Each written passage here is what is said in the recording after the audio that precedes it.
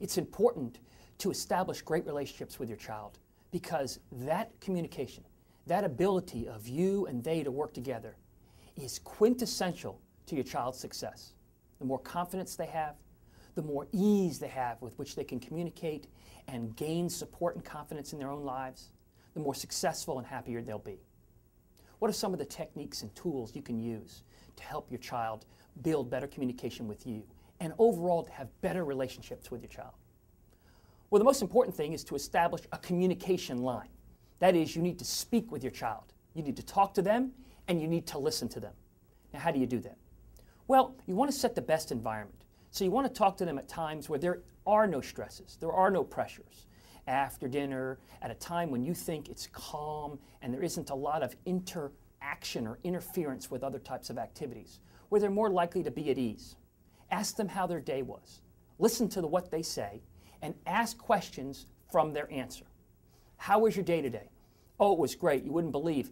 3 of my friends who are in this club together, we were doing A, B, and C, and then we went over and we went to the store and we did this. Next question from you. Well, when you went to the store, what'd you do?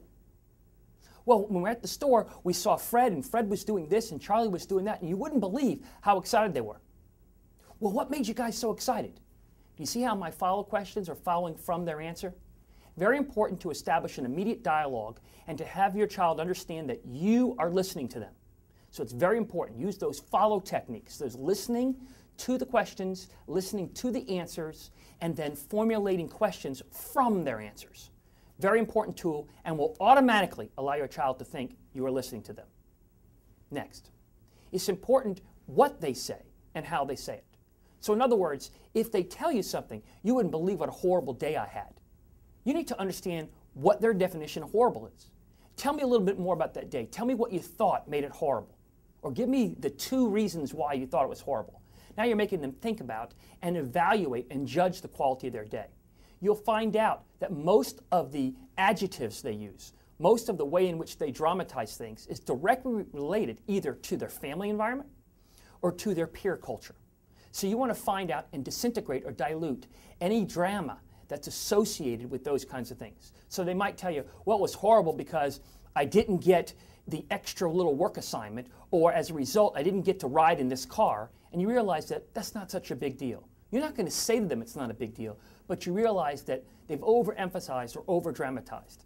You can then follow up with, why do you think that not getting in a ride in that car on that one day out of all the years of your life made it so horrible? You're not saying that you're disagreeing with them. You're asking them to give you the basis for that. You can see how the delivery system in which I'm talking to you now enables you to establish an absolute communication skill. Now, that puts you on that level. That doesn't mean you shouldn't be a parent. You still have to set rules. You still have to act like a parent. But at the same time, you can have communication skills that show them that you're on their level, although you may have boundaries and rules that they have to live by.